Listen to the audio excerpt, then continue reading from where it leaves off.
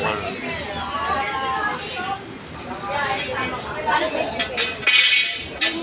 Dito po kami sa Pandakan, daming tao dito, pati dito sa barangay hall.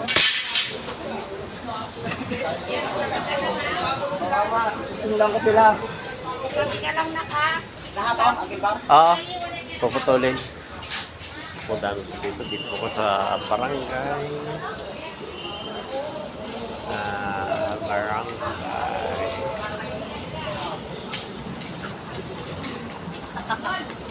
Oh, di ka rin naligo.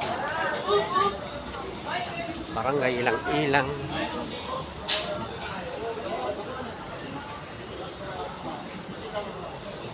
(3852) Barangay Pandakan, Manila.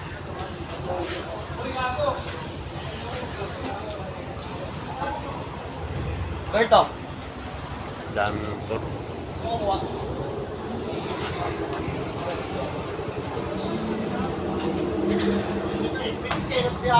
kakuha ng maliit na kontrata kay Chairman Gate.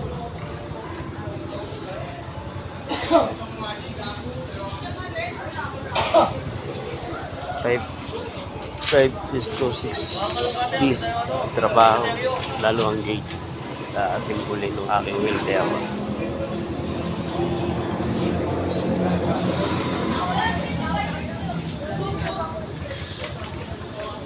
Walang pagbabago ng Pandakan, Manila.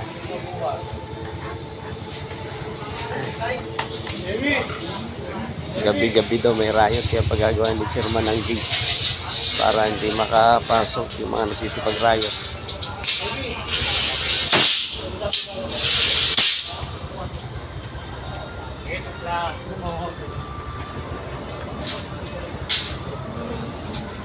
Ito po yung barangay hall ni Chairman. Yung po sky blue.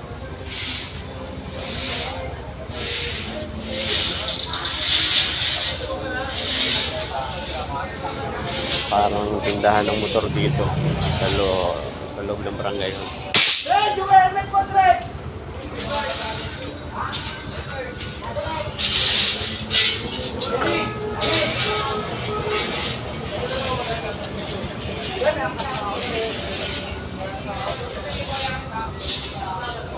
Ilag naman ang puputulin natin, angle bar sa kayong dalawang tubular. Pwede na mag-inom-inom ka doon. Oo, ubos natin yung ano. Dalawang tubo malaki. Oo, dalawang tubo lang. Kasi yung GI na 1 in 1 half, i-actual natin ito. Actual natin na doon. Oo, i-actual natin. Kasi ito dalawa, pamposting natin. Oo, pampusta yung tubo. Hahatiin lang. Tingnan natin. Oo. Yung dos na yan na tubo. Ibabaw niyan, ibubuhusan natin.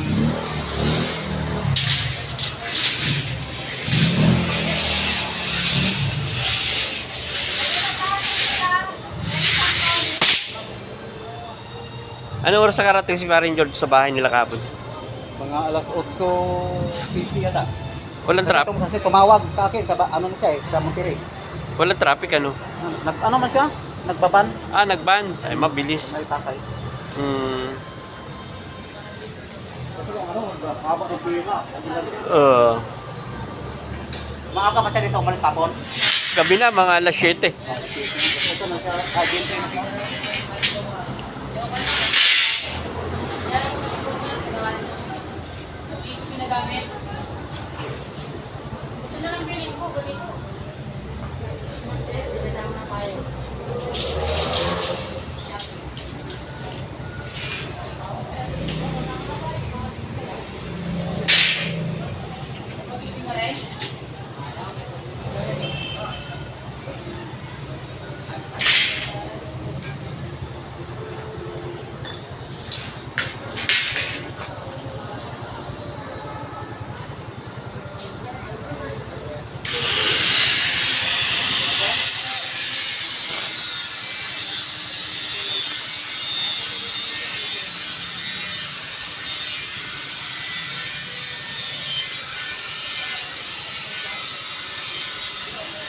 Shout out po dyan sa mga vlogger. Good morning po everyone.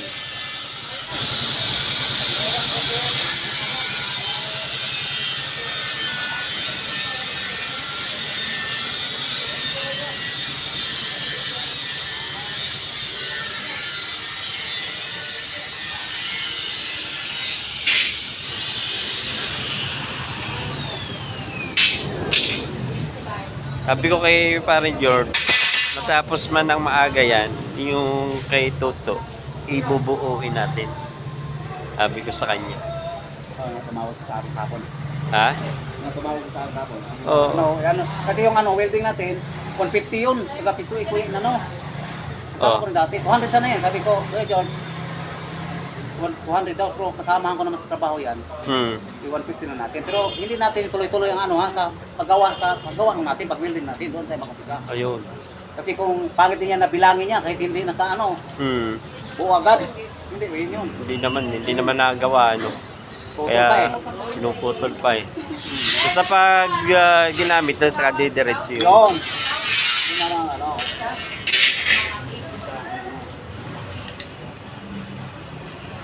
Bayad din yun, kasama.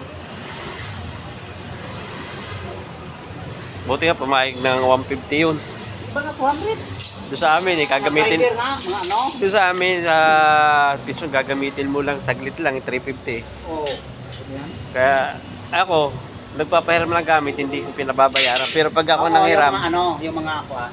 pero pag ako nanghihiram, pinababayad nila. Kaya sabi ko, maganda yung hindi ka nanghihiram. Mayroon ako dati. Oo.